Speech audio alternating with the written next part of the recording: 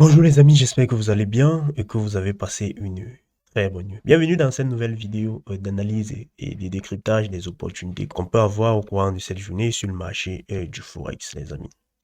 Aujourd'hui, les amis, on va aller très rapidement parce qu'en réalité, cette analyse n'entrera que dans la continuité de ce que nous faisons depuis lundi, voilà, avec notamment ces belles prévisions. Déjà, les amis, félicitations à ceux qui ont jusqu'à présent saisi toutes ces opportunités. Voilà, donc je suis content parce que l'idée vraiment, c'est à chaque fois de constater que vous utilisez voilà, ces différentes orientations pour également prendre des meilleures décisions de trading de votre côté. Voilà. Donc, hier, on a prédit, voilà, effectivement qu'il était question, voilà, que le marché avait de fortes chances de revenir combler cette zone d'imbalance avant probablement de chuter. C'est ce qui a été le cas. Voilà, on est revenu combler ce niveau d'imbalance. Voilà, et on a plutôt chuté, on est repassé en dessous, voilà, de notre zone fétiche des Fibos. Voilà, cette zone fétiche des Fibos, de cette dernière structure, la structure baissière en question, elle est là, voilà. Donc, on a chibé toute cette dernière structure baissière et on a obtenu ceci comme zone fétiche des Fibos, voilà. Et vous pouvez tout simplement remarquer que le marché est revenu combler cette imbalance et par la suite est repassé en dessous de notre zone fétiche des Fibos. Mais on peut remarquer comment le marché a essayé de remonter hier, voilà, et est revenu buter nettement au niveau des 61% des Fibos, voilà. Mais déjà, si vous essayez d'agrandir comme ceci, vous verrez que le marché avait vraiment du mal à monter. Regardez, le marché avait vraiment du mal à monter, les amis. Vous voyez un peu, le marché avait vraiment du mal à monter, les amis. Donc là, c'était plutôt un signe d'essoufflement. Voilà, donc c'est un signe d'essoufflement. Voilà. Et nous pouvons confirmer ce signe d'essoufflement avec cette grosse bougie baissière qui est en train de se former.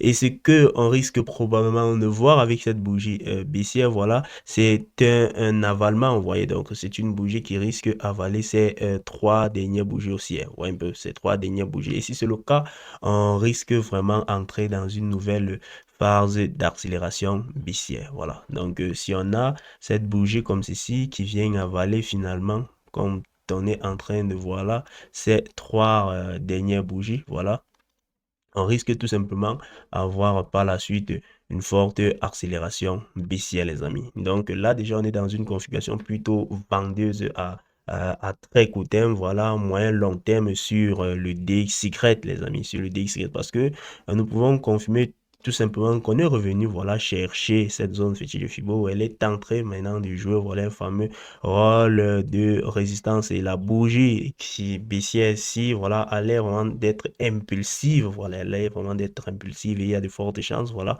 que l'on avale totalement ces trois bougies. Si c'est le cas, les amis, on risque d'entrer vraiment dans une nouvelle phase d'accélération baissière. Mais il y a également ce contre-scénario à suivre parce qu'on a au-dessus là une zone d'imbalance, voilà. Donc là, on a une zone d'imbalance et le marché pourrait probablement venir dans cette zone d'imbalance. Mais il y a très peu de chances en tout cas, voilà. Mais il y a très peu de chances. Le scénario vraiment que je vois en tout cas venir avec le plus de probabilité, ce serait l'avalement de ces trois bougies, voilà. Et par la suite, on assisterait à une forte accélération baissière. Donc, l'orientation que je vais privilégier durant cette journée, voilà, c'est tout simplement des positions vendeuses sur le DXY, voilà, on vend que ce soit à court terme, moyen, long terme, voilà, on va tout simplement privilégier les positions vendeuses sur le DXY là.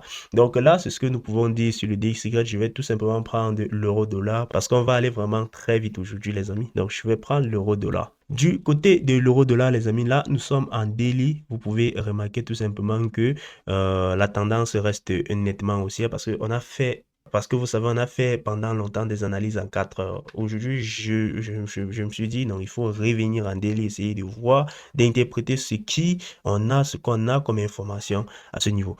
Déjà, ce qu'il faut remarquer, être content, c'est que cette hausse-ci n'est pas vraiment, on n'a pas encore de divergence par rapport aux hausses précédentes. Voilà. Donc, par rapport, par exemple, à ce sommet, voilà, ce sommet. Donc, laissez-moi prendre, voilà, par rapport à ce sommet. il n'y a pas de divergence, vous voyez un peu. Il n'y a pas de divergence. Par rapport à ce sommaire également, le marché reste tout simplement baissier et le RSI est également encore baissier, vous voyez un peu. Donc, il n'y a pas de divergence. Et je dirais même par rapport à ce sommet, on a un semblant d'une divergence haussière. Voilà, parce que vous verrez que le marché est tellement baissier par rapport au sommet, voilà. Mais au niveau du RSI, cette baisse n'est pas pour autant poussée, voilà. On a l'impression d'être sur du même niveau au niveau du RSI, voilà. Donc, on parle ici d'une mini divergence haussière, voilà. Donc, un signal, voilà, qu'il est probable qu'on assiste à une continuation, voilà, de tendance à la hausse, les amis. Maintenant, s'il faut entrer en détail, on verra que ces derniers jours, on a eu sur ces sommets cette bougie en marteau renversé. Une bougie qui, lorsqu'elle apparaît sur les sommets, elle présage généralement, voilà, je parle de cette bougie un marteau renversé. Elle présage généralement un retour du marché, voilà, une petite correction du marché, voilà, un retour du marché à la baisse, voilà. Mais le problème, c'est que la bougie d'hier n'a pas confirmé cela, parce que la bougie d'hier a eu maintenant cette même configuration plutôt en marteau, parce qu'ici, on parle de marteau renversé, et celle d'hier, celle-ci, parle tout simplement de marteau, voilà. Elle a invalidé celle-ci, voilà un peu. Et la bonne nouvelle, c'est que elle a servi quand même de combler l'imbalance à ce niveau. Voilà. Donc, on a comblé l'imbalance là, voilà. Mais il reste également cette zone, voilà, qu'on pourrait probablement combler. Donc, il reste également cette zone qu'on pourrait probablement combler comme zone d'imbalance ou un peu. Mais comme on l'a dit sur le DXY, à court terme, moyen, long terme, on est plutôt orienté, voilà, à des positions vendeuses dessus. Ça veut dire que sur l'euro-dollar, on devrait privilégier les positions acheteuses, les amis. Maintenant, vous allez remarquer que j'ai rajouté cette ligne de tendance. Vous pouvez remarquer que j'ai rajouté cette ligne de tendance. Cette ligne de tendance qui prend vraiment en compte les dernières extrémités ou un peu les derniers plus bas, les amis. Donc, même en cas de correction, voilà, cette ligne de tendance devrait servir vraiment de support majeur, les amis. Donc, on va passer en 4 heures pour essayer d'avoir une vision un peu beaucoup plus claire, les amis. Voilà. En 4 heures, il y a cette configuration-ci que j'ai souhaité vous montrer. On a cette configuration en avalement, voilà. Donc, on a une très belle configuration en avalement aussi à ce niveau, voilà. Et par la suite, la bougie suivante a tout simplement confirmé. Pour le moment, on est toujours dans la continuation de cette configuration. Voilà, on est toujours dans la continuation de cette configuration. C'est vrai que le RSI en 4 heures peut être un peu perché à la baisse, mais on a vu en daily que vraiment, il n'y a pas de signe, voilà, de fébrilité. On est vraiment dans un mouvement les plus sains, ouais, un peu. On est vraiment dans un des mouvements les plus sains et tout. Donc, il y a maintenant cette zone-ci, cette zone d'imbalance, voilà, que le marché pourrait probablement revenir combler, voilà. Donc, ça va être la zone qu'on va suivre en cas de baisse, mais pour le moment, voilà les amis, l'idée va être de privilégier les positions acheteuses du côté de l'euro-dollar, les amis, que ce soit à court terme, moyen, long terme, on va tout simplement privilégier les positions acheteuses du côté de l'euro-dollar. Là, c'est ce qu'on peut dire du côté de l'euro-dollar. On va terminer très rapidement avec le JBP USD, les amis. Du côté du JBP USD, il y a déjà cette divergence que j'ai souhaité vous présenter. Nous pouvons remarquer cette divergence à ce niveau. Regardez, le marché est là sur des mêmes niveaux. Ouais, un peu. Mais au niveau du RSI, on a une belle divergence haussière. Regardez, on a une très belle divergence haussière, les amis. Et maintenant, hier, on est revenu combler cette imbalance parce qu'il était également question de revenir combler ceci. On l'a comblé hier, mais on a formé plutôt une bougie en marteau. Voilà. Donc, on a formé une bougie en marteau. C'est vrai que celle d'aujourd'hui ouvre avec plutôt des signes baissiers. Voilà. Celle d'aujourd'hui ouvre plutôt avec des signes baissiers, mais celle de la veille, voilà, présage tout simplement une potentielle reprise du marché. Voilà, donc c'est ce que nous donne comme information la bougie de la veille. Vous voyez un peu, voilà, ça c'est ce que nous donne comme information la bougie de la veille. Donc je vais faire quelque chose, les amis, je vais passer en 4 heures, voilà, pour que ceci soit un peu beaucoup plus clair. Voilà, vous pouvez remarquer que en 4 heures, on a eu cette configuration en étoile du matin sur les plus bas à ce niveau. Mais la bougie indécise, parce que là, on a eu obtenu une bougie indécise après cela. Elle n'a pas trop validé cette configuration. Ouais, elle n'a pas trop validé cette configuration. Mais ce qu'on devrait notamment surveiller là maintenant, c'est une bougie qui clôture en avalant. Donc, une bougie ici qui clôture pratiquement à ce niveau. Voilà, là, ce serait vraiment un nouveau signal impulsif. Et n'oubliez pas que au niveau du JBP USD, on est revenu chercher notre niveau des 50 du RSI. Voilà, donc on est revenu vraiment prendre beaucoup plus d'impulsion. Voilà, donc il y a de fortes chances, voilà, que le marché, voilà, reprenne son mouvement haussier, les amis. Donc là également, c'est quelque chose qu'il va falloir surveiller, voilà, du côté du JBP USD, voilà. Mais comme on l'a dit sur l'indice du dollar, s'il est question de donner des orientations à moyen court terme sur le JBP USD, on devrait tout simplement privilégier les positions acheteuses, voilà. On devrait privilégier, comme sur l'euro dollar, on privilégie les positions acheteuses. Sur le JBP USD, on devrait également privilégier les positions acheteuses, les amis. Ce qu'on va faire maintenant, les amis, c'est qu'on va switcher du côté de notre calendrier économique, essayer de voir les nouvelles qui ont été publiées hier. Vous savez, on est dans un contexte avec notamment les rapports NFP qui a appuyé l'hypothèse selon laquelle en 2026, on devrait vraiment avoir plusieurs baisses de taux d'intérêt. Voilà, parce qu'on a eu les taux de chômage aux États-Unis qui ont vraiment progressé. On a 4,6% déjà. On a vu les salaires qui ont également baissé. Le nombre d'emplois créés vraiment plutôt faible. Voilà, donc on est dans des configurations où la Réserve fédérale devrait probablement voilà, privilégier plusieurs baisses de taux d'intérêt en 2026, voilà. Et du côté de la livre, on avait également des données qui étaient censées être publiées hier au sujet de l'inflation. Les données publiées ont montré que voilà, l'inflation est retombée vraiment en dessous des attentes parce que le marché s'attendait à ce que les données publiées montrent une inflation aux alentours de 3,5%, mais on a quand même eu une baisse plutôt importante, 3,2%. Voilà, c'est pourquoi vous avez remarqué à la publication des données pareilles. Voilà, on a observé une très forte chute, voilà, du JBP USD. Voilà, parce que la livre vraiment a pris un sacré coup, parce que comme je le disais dans la vidéo d'hier, on était dans un contexte où l'inflation vraiment au Royaume-Uni reste tellement important, voilà les amis.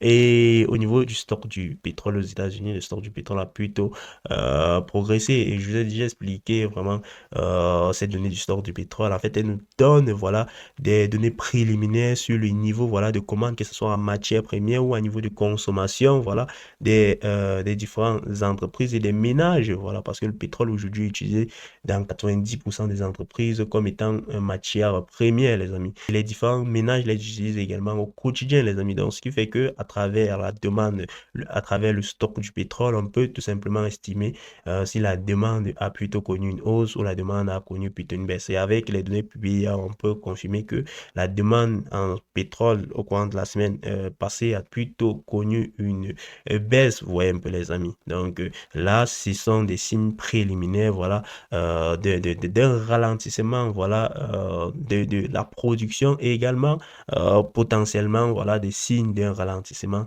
de l'inflation. Donc cela nous montre que l'inflation pourrait vraiment continuer dans sa trajectoire baissière. Pour aujourd'hui, les amis, on a notamment la Banque d'Angleterre qui devrait fixer ses taux d'intérêt. Et le marché s'attend à ce que la Banque d'Angleterre baisse également ses taux de 25 points de base, comme ça a été le cas aux États-Unis. Voilà. Donc on est passé de 4% également aux États-Unis à 3,75. Et c'est ce à quoi le marché s'attend. Voilà, notamment avec l'inflation qui a beaucoup chuté du côté du Royaume-Uni hier. Voilà. Et on a par la suite l'IPC, voilà, pour le mois de novembre aux États-Unis qu'il va falloir surveiller. Voilà, on peut remarquer que l'IPC global annuel, le marché s'attend vraiment à ce que cet IPC soit remonté au niveau des 3,1%, ce qui devrait être plutôt important, hein, les amis, parce que je tiens à rappeler que on était dans un contexte où l'IPC était aux environs des 3%, 2,9%, mais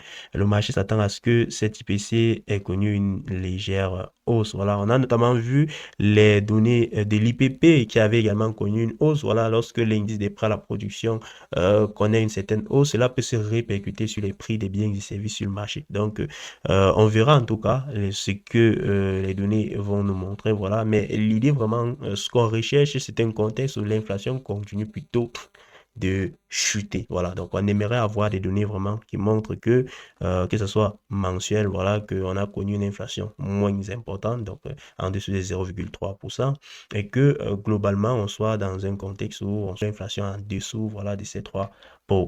Voilà. Il y a l'IPC Core, voilà, qui est cette inflation qui est également beaucoup suivie par la Réserve fédérale, voilà, celui-là qui exclut beaucoup de produits volatiles, voilà, l'inflation qui est supportée vraiment par le ménage américain. Donc, on verrait également si les données vont être supérieures à celui du mois précédent comme l'anticipe le marché, parce que le mois d'octobre, on a eu des données à 0,2%. Par contre, le marché anticipe qu'au mois de novembre, on a observé une légère hausse. En tout cas, on verra ce que les données vont nous montrer. Et à la même heure, on va également avoir les données sur les inscriptions hebdomadaires aux demandes d'allocation chômage aux États-Unis. Donc, en gros, les amis, le calendrier économique est plutôt chargé, voilà, vraiment chargé. Donc, on devrait commencer à partir de 13 h à surveiller les données sur la décision, voilà, de la Banque d'Angleterre portant sur ses taux d'intérêt. Voilà, et après, on 14h30, on va entrer vraiment dans l'IPC aux États-Unis et tout simplement les inscriptions hebdomadaires, voilà les données du marché de l'emploi. Donc les amis, c'était tout pour cette vidéo. J'espère que vous l'avez aimé et que vous avez appris pas mal de choses dans cette. Si c'est le cas, n'hésitez pas de la liker, abonnez-vous à notre chaîne YouTube si ce n'est pas encore fait. Partagez la vidéo autour de vous, les amis. Voilà les amis, en description de cette vidéo, vous avez le lien d'inscription au broker Fusion Market. Fusion Market, c'est le broker que j'utilise depuis 4 ans. Voilà, donc depuis 4 ans, je suis resté fidèle à Fusion Market. Pourquoi? Parce que Fusion Market mettait à ma disposition les meilleures conditions de trading. Meilleures conditions de trading, j'entends parler par des frais de commission et les frais de spread les plus compétitifs sur les marchés. Lorsque vous négociez les paires Forex majeures comme l'euro-dollar, le JBPUSD, le SDCHF, le JPY, vous ne payez en réalité aucun frais de spread. Un peu de frais sont quasiment nuls pour ces paires Forex majeures. Voilà pourquoi, parce que ce sont les paires les plus liquides. Pourtant, ailleurs, chez d'autres brokers, vous payez tout de même les frais de spread sur ces brokers. Maintenant, pour tout ce qui est commission, vous payez moins de 2 $ lorsque vous négociez un lot standard sur ces différentes paires de devises. Voilà, donc sur ces paires majeures, vous payez moins de 2 $ lorsque vous négociez un lot standard. Et côté régulation, il s'agit d'un broker régulé par l'autorité des marchés financiers australien, qui est une institution, voilà, de premier plan dans tout ce qui est régulation, voilà, des brokers en ligne, voit un peu. Donc, c'est une régulation vraiment de premier plan. Et cette régulation nous garantit tout simplement le fait que Fusion Market devrait mettre à notre disposition les meilleures conditions de trading et garantit également la sécurité vis-à-vis de nos fonds qui sont tout simplement déposés sur la plateforme de Fusion Market. Au-delà de ces différents avantages, on a également les dépôts et les retraits qui sont quasiment instantanés. Voilà les amis. Si vous recherchez vraiment un broker fiable, un broker qui va vous donner la possibilité de trader dans les meilleures conditions de trading, n'hésitez pas de vous inscrire sur Fusion Market. Et en passant par notre lien en description de cette vidéo, vous contribuez indirectement, voilà, au travail que nous abattons quotidiennement sur cette chaîne YouTube et sur nos différents réseaux sociaux. Voilà les amis. Vous avez également mon numéro WhatsApp en description de cette vidéo pour ceux qui souhaiteraient prendre un accompagnement chez moi dans le but tout simplement de faire passer leur trading à un niveau supérieur. Les amis, je vous souhaite tout simplement une très bonne journée de trading.